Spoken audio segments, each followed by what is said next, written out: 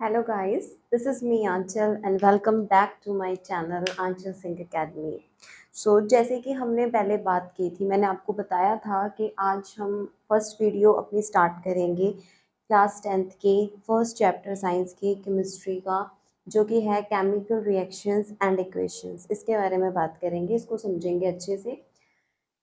वैसे तो 9th class में हम सब ने पढ़ा है इसके बारे में, लेकिन जिसके कंसेप्ट 9th क्लास में रह गए थे, किसी ने जिसने स्किप कर दिया था ये चैप्टर या इसका कोई भी कंसेप्ट, तो वो हम इस वीडियो में क्लियर करेंगे। Let's get started with a new chapter, chapter 1, that is chemical reaction and equation. तो सबसे पहले इस चैप्टर में हम बात करेंगे चेंजेस के बारे में। चेंजेस क्या होते हैं, चेंजेस कितने तरह के होते हैं, वो चेंजेस हो कैसे रहे हैं, है ना। इस पूरे यूनिवर्स में देखो, चेंजेस जो हैं दो टाइप में कैटेगराइज्ड किए गए हैं। जैसे कि एक होता है आपका फिजिकल चेंज और एक होता है आपका केमिकल चेंज। ठीक है, तो जो आपका फिजिकल चेंज होता है, सबसे पहले बात करेंगे चेंजेस के बारे में। चेंजेस आपका दो पार्ट में डिवाइडेड है। First one is your physical change and the second one is your chemical change, right? ज़्यादा डीपली किसी चीज़ के बारे में बात नहीं करेंगे, point two point main concept समझेंगे। ज़्यादा डीपली जाने की हमें इसमें कोई ज़रूरत नहीं है। फिजिकल चेंज क्या होता है और केमिकल चेंज क्या होता है, ये आपस में कैसे रिलेट करते हैं, इनके बीच में डिफरेंस क्या है, हम कैसे क्लैरिफाई कर सकते हैं कि नहीं ये जो चेंज हुआ है ये फिजिकल है या फिर ये चेंज केमिकल है। ठीक है, तो इसमें क्या होता है, जो आपका फिजिकल चेंज होता है, फर्स्ट ऑफ ऑल जो आपका फिजिकल चेंज होता है, इसको हम कहते हैं टेम्पररी चेंज। ये आपका एक टेम्पररी चेंज होता है, कुछ समय के लिए ये चेंज होगा, बाद में आप उसको एज इट इज वापस से ला सकते हैं। लेकिन जो आपका केमिकल चेंज है, that is your permanent change. अगर एक बार ये चेंज हो गया तो दूसरी बार वापस से ये अपने ओरिजिनल वे में नहीं आ सकता। ठीक है, जैसे कि हमने पढ़ा कि ये टेम्पररी चेंज है और ये परमानेंट चेंज है। टेम्पररी चेंज मतलब इट कैन बी रिवर्सिबल, ये क्या होगा, ये रिवर्सिबल होगा। And your chemical change will not be reversible, it can't be reversible, ये आपका रिवर्सिबल नहीं होगा। बेसिकली हम कह सकते हैं इसको, ये क्या है, इरिवर्सिबल।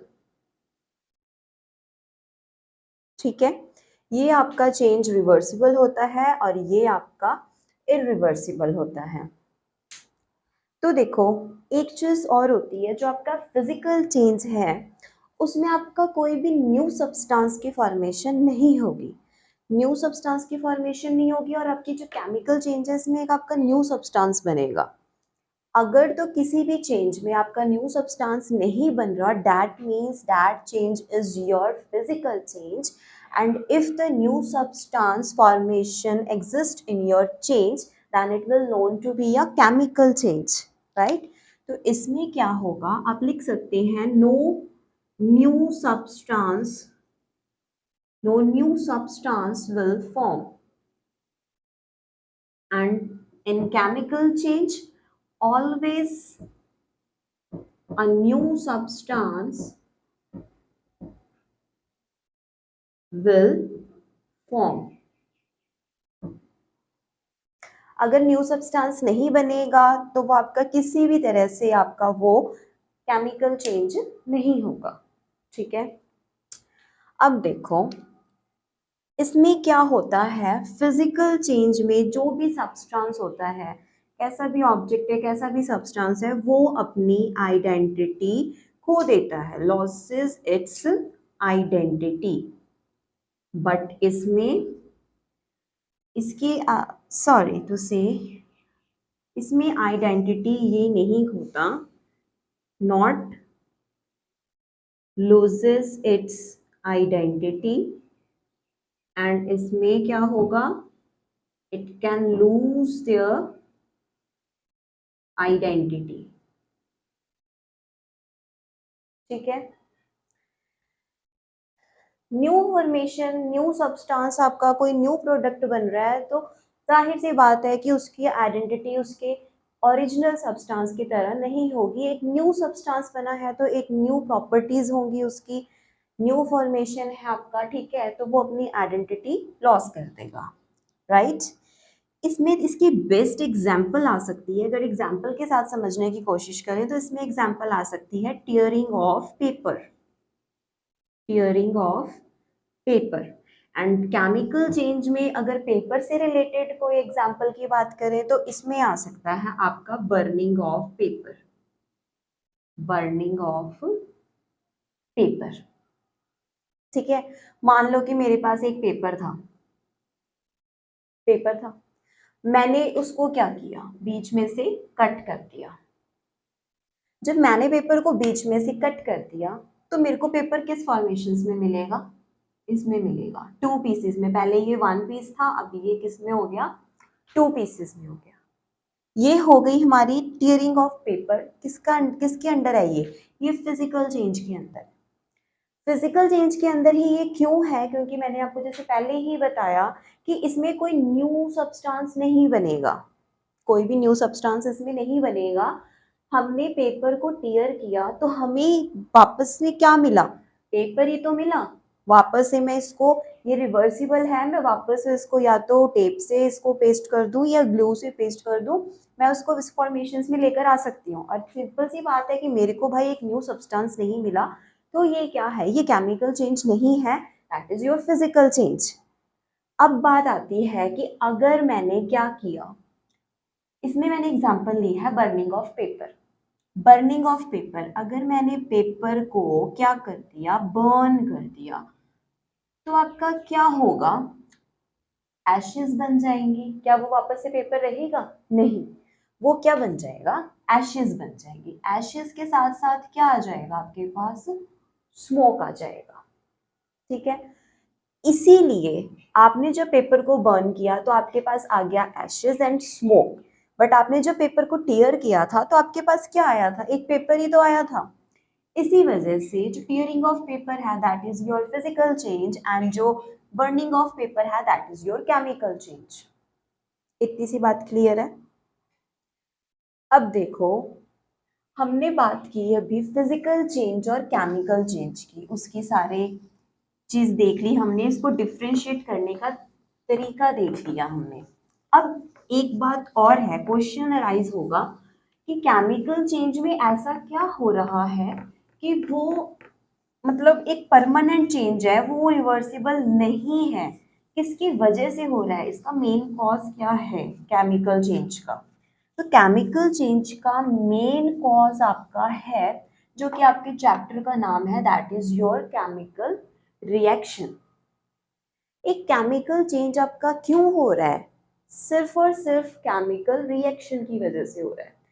सबसे पहले तो इस चैप्टर का नाम ही समझेंगे कि हाँ केमिकल रिएक्शन होता क्या एक्चुअली, इसमें क्या होता है, केमिकल रिएक्शन क्या होता है, केमिकल इक्वेशंस क्या होती हैं, केमिकल रिएक्शंस में किस किस चीज़ की ज़रूरत होती है, उसको आप कैसे क्लैरिफाई करोगे, ठीक है। So come to the first topic, that is your chemical reaction. Chemical reaction आपका होता है when one or more than one substance react with each other to form a new substance having new property, that is known as chemical reaction. क्या बोला मैंने बोला when one or more than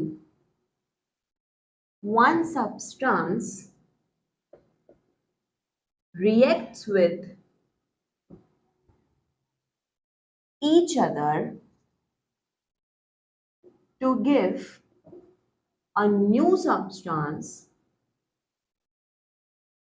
or we can say that a new product also. New product is known as what? Is known as chemical reaction. Simple.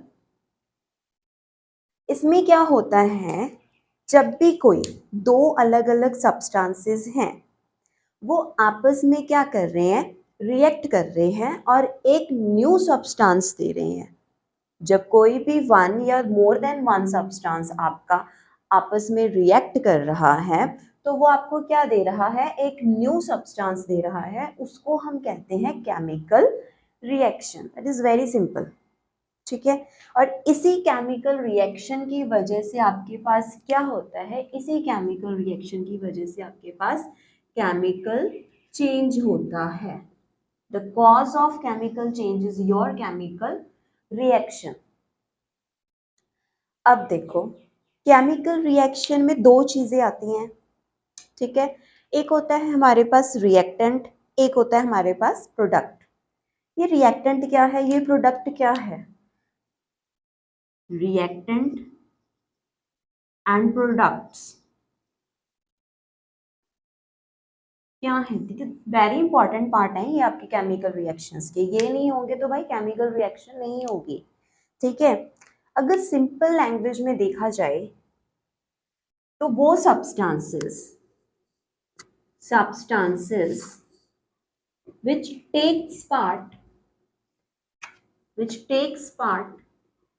in reaction, the substances which takes part in reactions is known as reactant, right? और product क्या होता है आपका? जब ये चीज react कर रही है, आपकी सब्सटेंस कोई रिएक्ट कर रही है तो वो एक न्यू सब्सटेंस देती है। उस न्यू सब्सटेंस को हम क्या कहते हैं? Product, right. तो substances which are formed in chemical reaction, देखो फॉर्मेशन हो रही है जिसकी फॉर्मेशन होती है, जिस सब्सटेंस की फॉर्मेशन होती है उसको हम प्रोडक्ट्स कहते हैं। और जो सब्सटेंसेस उस रिएक्शंस में पार्टिसिपेट करते हैं that is known to be a reactant, उसको हम क्या कहते हैं? रिएक्टेंट कहते हैं। केमिकल रिएक्शंस की हमने एग्जांपल नहीं देखी। केमिकल रिएक्शन की एग्जांपल आप कह सकते हो डाइजेशन ऑफ फूड है, क्योंकि देखो परमानेंट चेंज है, कोई भी परमानेंट चेंज आप ले सकते हो, उसकी एग्जांपल्स बना सकते हो।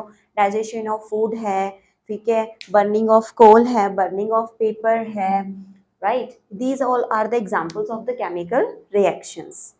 डाइजेशन ऑफ फूड कैसे है? आपका रेस्पिरेशन भी है, respiration is also a best example of chemical reaction. Digestion of food आपका कैसे है? अब देखो, एक बार आपने कोई खाना खा लिया, आप वापस से वो बाहर एज इट इज खाना तो नहीं निकाल पाओगे ना। जैसा आपका खाना डाइजेस्ट हो गया, अगर एक बार आपका खाना अंदर चला गया तो भाई उसने डाइजेस्ट होना ही है, उसने अपनी प्रोसेसिंग शुरू कर देनी है, उसको आप वापस से उसी फॉर्मेशंस में नहीं लेकर आ सकते। तो डाइजेशन ऑफ फूड आपका क्या है? That is your best example of the chemical reaction, ठीक है। अब देखते हैं रिएक्टेंट और प्रोडक्ट के कुछ एग्जाम्पल के बारे में बात कर लेते हैं। कोई एक एग्जाम्पल ले लेते हैं, जैसे कि देखो आपने ले लिया सोडियम। सोडियम आपका क्या है? सॉलिड के फॉर्म में है। सोडियम आपका सॉलिड के फॉर्म में है। अगर मैंने इसको रिएक्ट करवाया किसके साथ? वाटर के साथ। If sodium reacts with water, what is it? Sodium. And you people knows very well that sodium is a kind of metal, right? It is a type of metal, so it is in the form of solid state. यहाँ पे S इसलिए लिखा है because ये एक solid state में है, right? आपका जो H2O है, लिक्विड है, L लिखेंगे यहाँ पे just because it is in the state of liquid, ठीक है। वाटर, सबको पता है H2O क्या होता है? वाटर होता है। अब ये रिएक्टेंट्स, ये अगर रिएक्टेंट्स जो है रिएक्ट करेंगे तो ये क्या देंगे भाई? ये देंगे NaOH।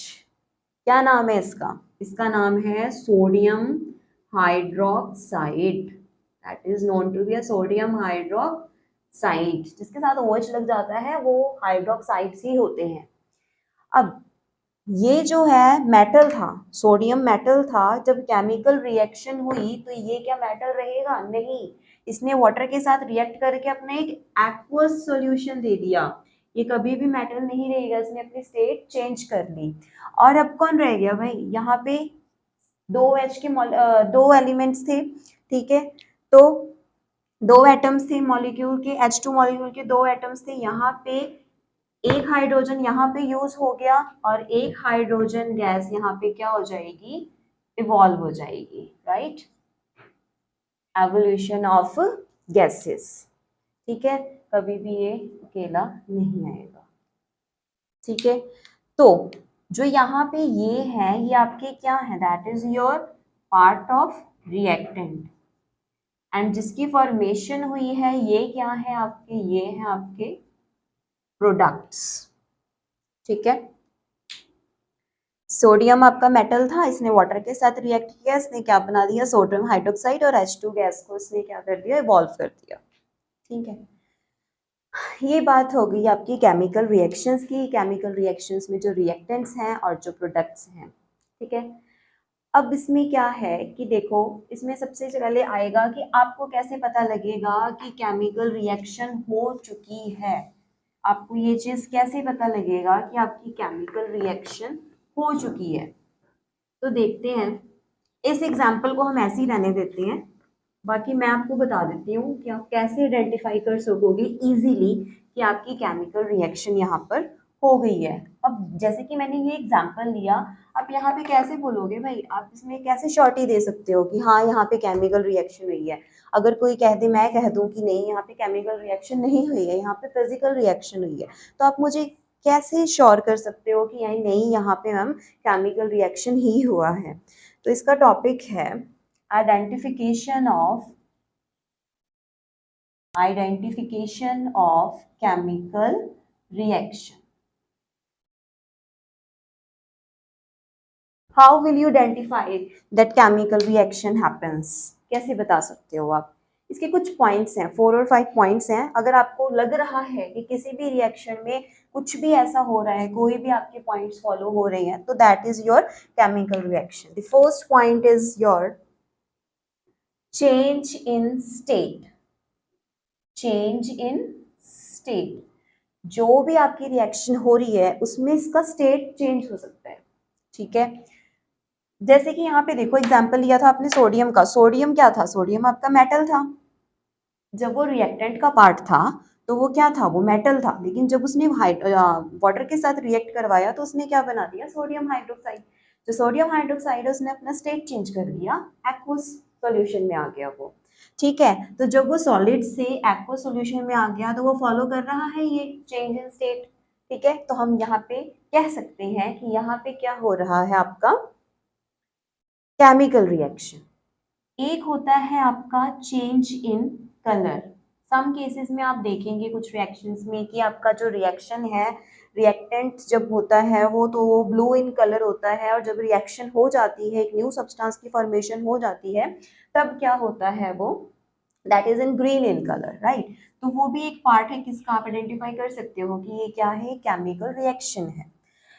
फिर evolution of gas. Evolution of gas, जो कि हमने यहाँ पर देखा, हाइड्रोजन गैस क्या हो रही थी, इवॉल्व हो रही थी, तो वो भी क्या है, केमिकल रिएक्शन का पार्ट, ठीक है। इससे हमें साफ पता लगता है ये दोनों पॉइंट्स क्या कर रहे हैं, फॉलो हो रहे हैं यहाँ पे। फिर आपका आता है change in temperature. Change in temperature, right, change in temperature. And the last step is formation of precipitation. किसकी फॉर्मेशन हो रही है, प्रेसिपिटेशन की। आपका एक प्रेसिपिटेट बन जाएगा यहाँ पे, राइट। तो हमने देखा कि आइडेंटिफिकेशन ऑफ केमिकल रिएक्शन, आप कैसे आइडेंटिफाई कर सकते हो, ये पॉइंट्स आपके इनफ हैं। इतना अगर आपको हो रहा है, आपके किसी भी रिएक्शन में अगर आपको ये सारे पॉइंट्स फॉलो हो रहे हैं, ज़रूरी नहीं है, एक बात और ध्यान रखना, ज़रूरी नहीं है कि आपके ये सारे के सारे पॉइंट्स मैच करेंगे, नहीं, कोई एक, कोई दो या कोई तीन भी अगर हो रहे हैं, इनफ है, बहुत है एक केमिकल रिएक्शन के लिए। जैसे कि हमने अभी नीचे एग्जांपल की थी, सोडियम को हमने वाटर के साथ रिएक्ट करवाया था, तो उसमें क्या हो रहा था, मेटल अपनी स्टेट चेंज कर रहा था, मेटल से वो क्या हो रहा था, सोडियम एक्वस सोल्यूशन में आ रहा था प्रोडक्ट के फॉर्म में, राइट। और उसमें क्या हो रहा था, एवोल्यूशन ऑफ गैसेस भी हो रही थी, हाइड्रोजन गैस आपका इवॉल्व हो रहा था। तो आपका ठीक है, एक दो पॉइंट्स आपके फॉलो कर रहा है, ओके है, ओके रिपोर्ट है, आपका केमिकल रिएक्शन हो रहा है, ठीक है। अब देखो, हमने सारा कुछ देख लिया केमिकल रिएक्शन के बारे में, ये सारी चीजें थी केमिकल रिएक्शन की। होप सो कि आपको बहुत अच्छे से समझ आया होगा। अगर किसी भी स्टूडेंट को, किसी भी बच्चे को कोई भी डाउट है तो वो मुझसे कमेंट सेक्शन में पूछ सकता है कि हाँ, आपको जो चीज़ नहीं समझ में आई है उसको दोबारा से क्लियर किया जाएगा, बट होपफुली कि आप सबको समझ में आ जाएगा, ठीक है। केमिकल रिएक्शन अभी तक हमने यही पढ़ा कि केमिकल रिएक्शन क्या थी, चेंजेस क्या थे, वो चेंजेस हो किसकी वजह से रहे थे, किसकी वजह से हो रहे थे, केमिकल रिएक्शन की वजह से हो रहे थे। केमिकल रिएक्शन में क्या हो रहा था भाई, कोई भी एक सब्सटेंस या कोई दो सब्सटेंस आपस में रिएक्ट करके क्या कर रहे थे, एक न्यू प्रोडक्ट दे रहे थे हमें, ठीक है, एक न्यू सब्सटेंस दे रहे थे, उसकी प्रॉपर्टीज अलग थी, ठीक है। ये चीज़ हमने पढ़ी। और केमिकल रिएक्शन में हमने ये भी किया कि हाँ, रिएक्टेंट क्या होते हैं, प्रोडक्ट्स क्या होते हैं, हमने आइडेंटिफिकेशंस भी की, आइडेंटिफाई कैसे कर सकते हैं हम कि वो केमिकल रिएक्शन ही है, हमने एग्जांपल्स कर लिए हैं, ठीक है। अब आपके चैप्टर का नाम ये वाला तो क्लियर हो गया, केमिकल रिएक्शन क्या होता है। अब भाई केमिकल इक्वेशन क्या होता है, केमिकल इक्वेशन भी बहुत ही इंपॉर्टेंट पार्ट है। ये इसलिए ज़्यादा इंपॉर्टेंट है क्योंकि काफ़ी सारे बच्चों को इक्वेशंस में ही दिक्कत आती है, और इक्वेशन में किस पार्ट में दिक्कत आती है, बैलेंसिंग में आती है। सो ऐसा करते हैं कि आज हम इक्वेशंस तक कर लेते हैं, बाकी टाइप्स ऑफ केमिकल रिएक्शन बाद में करेंगे, राइट। तो अब करते हैं केमिकल इक्वेशन, है ना। केमिकल इक्वेशन क्या है, क्योंकि केमिकल इक्वेशन एक बहुत इंपॉर्टेंट टॉपिक है ना। केमिकल इक्वेशन अगर बेसिकली पढ़ा जाए तो या देखा जाए तो क्या होता है, chemical equation is just a symbolic representation of the chemical equation, है ना। इक्वेशन कह लो, केमिकल रिएक्शन कह लो, है ना।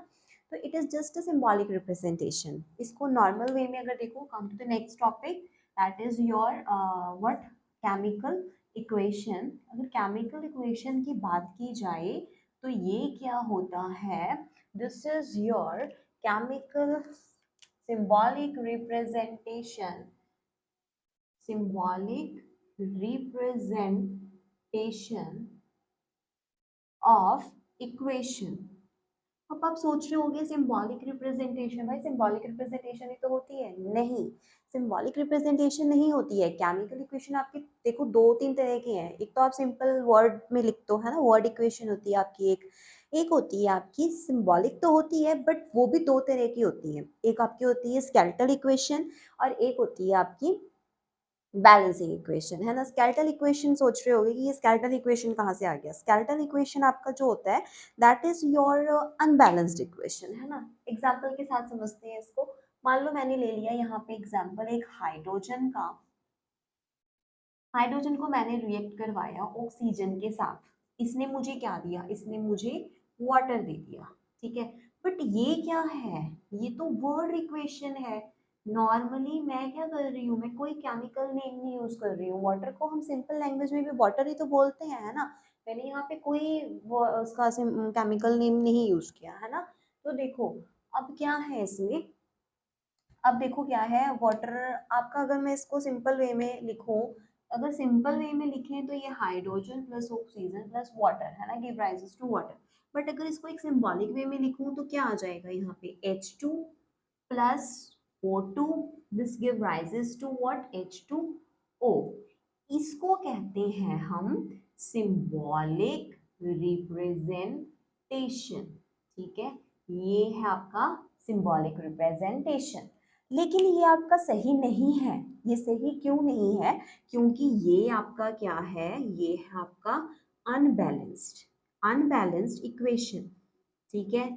आप लोगों ने नाइन्थ क्लास में पढ़ा होगा कि आपका अनबैलेंस्ड इक्वेशन जो होती है वो एक्यूरेट नहीं होती है। आपकी जो इक्वेशन होती है दैट शुड बी बैलेंस्ड, वो बैलेंस्ड होनी चाहिए। नाइन्थ क्लास में एक टॉपिक आया था जो कि ये था law of conservation of mass, law of conservation of mass.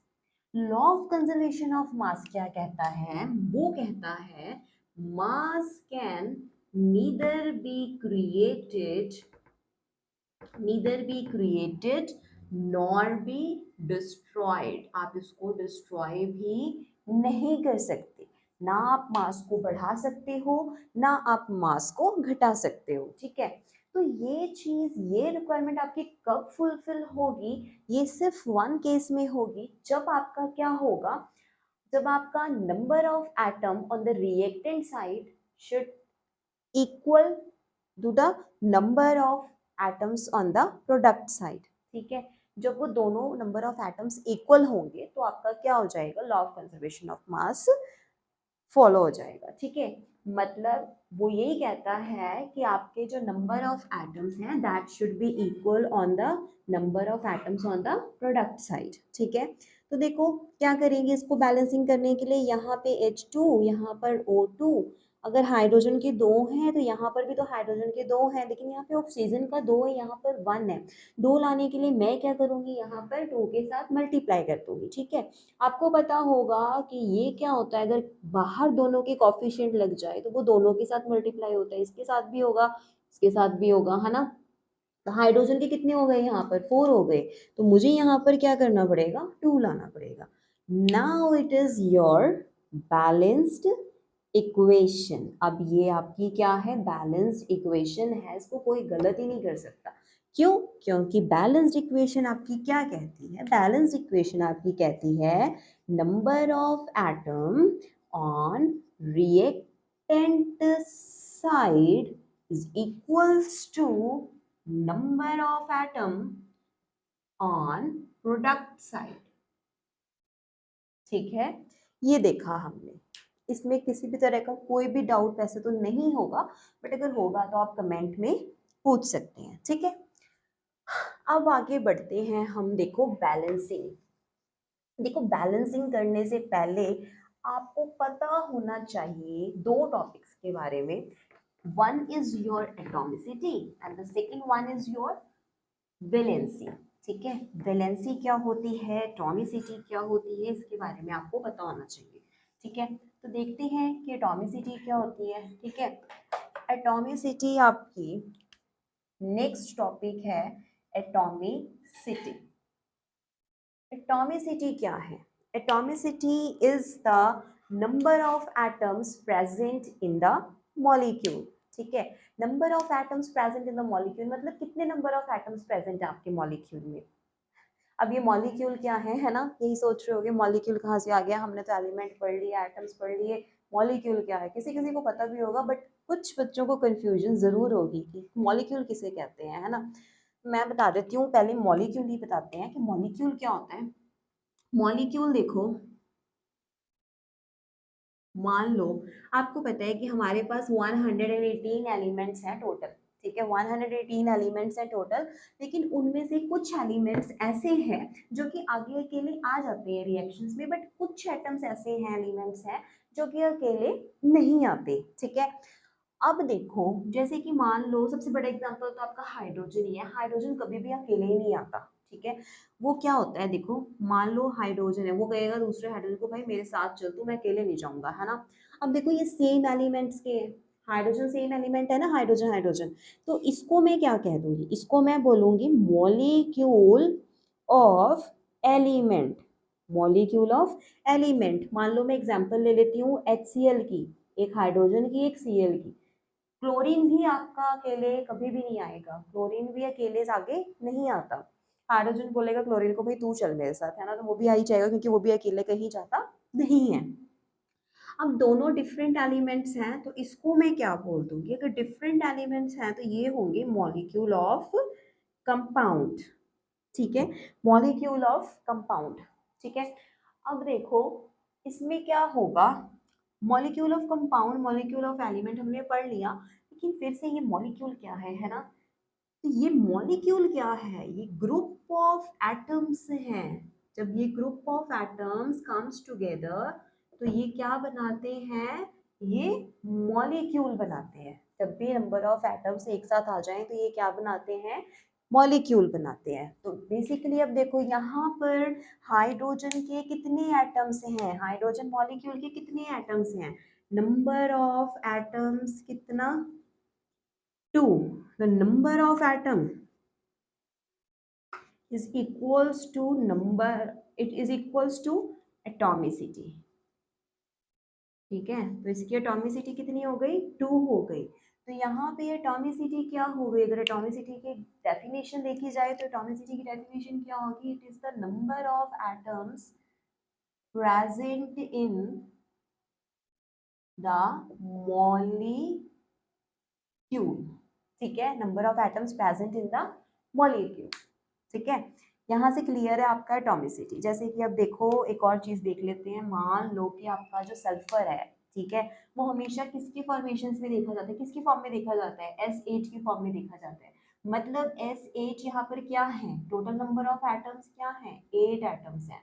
तो इसकी एटॉमिसिटी कितनी होगी, एटॉमिसिटी इज इक्वल्स टू 8। ठीक है, ये होती है इसकी एटॉमिसिटी। अब मैंने दूसरा टॉपिक का नाम लिया था वैलेंसी। वैलेंसी क्या होती है, वैलेंसी भी बहुत इजी टॉपिक है, लेकिन सबसे ज़्यादा कंफ्यूजन बच्चों को बैलेंसिंग में होती है और वैलेंसी में भी होती है, दोनों टॉपिक्स में होती है, जबकि दोनों आपस में क्या है, बहुत ही इजी टॉपिक्स हैं, आप बहुत ही अच्छे से समझ सकते हो इस टॉपिक्स को। बस अगर ज़रूरत है तो आपको थोड़ी प्रैक्टिस की ज़रूरत है, सॉरी, ठीक है, प्रैक्टिस की ज़रूरत है। आपको क्या करना है, वैलेंसी क्या होती है आपकी, it is just a combining capacity, combining capacity। ठीक है, कंबाइनिंग कैपेसिटी कह लो अपना ऑक्टेट को कंप्लीट करने के लिए। ठीक है, टू कंप्लीट इट्स ऑक्टेट आपका जो एलिमेंट है वो क्या करता है, या तो वो गेन करेगा इलेक्ट्रॉन, गेन ऑफ इलेक्ट्रॉन, या तो वो लॉस करेगा, लॉस ऑफ इलेक्ट्रॉन। एक हो जाएगा गेन ऑफ इलेक्ट्रॉन, एक हो जाएगा loss of electron. Some of the cases में न्यूट्रल भी होता है भाई। न्यूट्रल का मतलब क्या है, no gain of electron, no gain of electron and no loss of electron. ठीक है, ये इलेक्ट्रॉन है। ठीक है, अब इसकी अगर एक बेस्ट एग्जांपल देखी जाए तो क्या है, बेस्ट एग्जांपल इसकी क्या ले सकते हैं, इसकी एग्जांपल ले सकते हैं ऑक्सीजन। ऑक्सीजन, ऑक्सीजन के नंबर ऑफ एटम्स कितने होते हैं, sorry electrons, number of electrons कितने होते हैं, दैट इज 8। ठीक है, हमारे पास कितनी शेल्स हैं, देखो KLMN शेल होती है, फर्स्ट शेल, सेकंड शेल, मुझे नहीं लगता कि इसमें तीसरे शेल की जरूरत पड़ेगी, नहीं पड़ेगी। K शेल में कितने हैं, 2 इलेक्ट्रॉन्स, L शेल में 1 2 3 4 5 6। इसका ऑक्टेट अपना कंप्लीट है। ठीक है, इसको ना ही गेन की जरूरत है और ना ही लॉस की जरूरत है, तो ये किसका पार्ट है, न्यूट्रल का। ठीक है, सम केसेस में आपका गेन होता है, कुछ में लॉस होता है, तो वही क्या होती है आपकी वैलेंसी, कितने एटम्स उसने गेन किए, कितने एटम्स उसने loss, no atom sorry, electrons, कितने इलेक्ट्रॉन्स उसने गेन किए, कितने इलेक्ट्रॉन्स उसने लॉस किए, तो वो क्या है उसका, वो उसकी वैलेंसी है। ठीक है, ये टॉपिक हम कर लेंगे, एक अलग से भी कर लेंगे अगर नहीं समझ आया होगा, बट हमारा अभी मेन टॉपिक क्या है, बैलेंसिंग है। ठीक है, तो बैलेंसिंग करके देखते हैं। ठीक है, कुछ इक्वेशंस ले लेते हैं जिसको हमने क्या करना है, बैलेंस करना है। ठीक है, इक्वेशन आपका क्वेश्चन आ जाता है ऑलवेज पेपर में बन के, balance the following equation, balance the following equation. ठीक है, तो अब क्या करेंगे, मान लो कि मैं यहाँ पे ले लेती हूँ, जैसे कि हाइड्रोजन वाला तो छोड़ ही दो, है ना, nitrogen plus hydrogen give rises to NH3। ठीक है, सेकेंड एग्जाम्पल ले लेते हैं, S8, फिर ये क्या किसके साथ रिएक्ट करवाएं, ऑक्सीजन के साथ रिएक्ट करवा देते हैं, क्या देगा ये हमें, SO3, है ना। तो अब यहाँ पे क्या करवाते हैं, एक HGO ले लेते हैं, हाँ ये डिकम्पोज हो जाएगा। ठीक है, डिकम्पोज होना एक डिकम्पोजिशन रिएक्शन होती है, ये आपके सिलेबस में है, types of chemical reactions, but वो आज भी इस टॉपिक में नहीं करेंगे हम, है ना, नेक्स्ट वीडियो में करेंगे टाइप्स ऑफ रिएक्शन। इधर बैलेंसिंग तक देख लेते हैं। ये किस में डिकम्पोज हो जाएगा जाके, Hg में हो जाएगा प्लस O में हो जाएगा, O2 कभी अकेला नहीं आएगा, ठीक है। देखो O2 ये कभी अकेले नहीं आ रहे, ठीक है। अब देखो कोई और ले लो, जिंक ले लो, जिंक की करवा दो किसके साथ, HCl के साथ, कितना हो जाए, क्या देगा ये आपको, ये जिंक क्लोराइड दे देगा और हाइड्रोजन गैस को इवॉल्व करवा देगा, ठीक है।